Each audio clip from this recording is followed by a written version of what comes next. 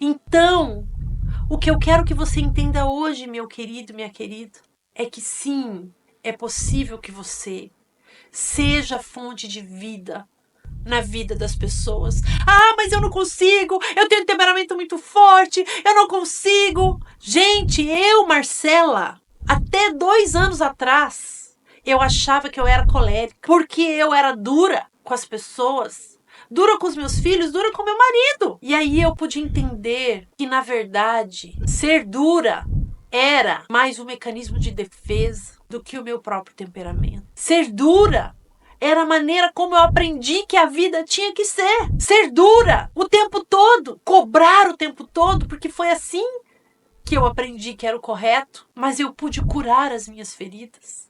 Eu pude olhar para a minha criança interior ferida e dizer para ela: calma, muita calma.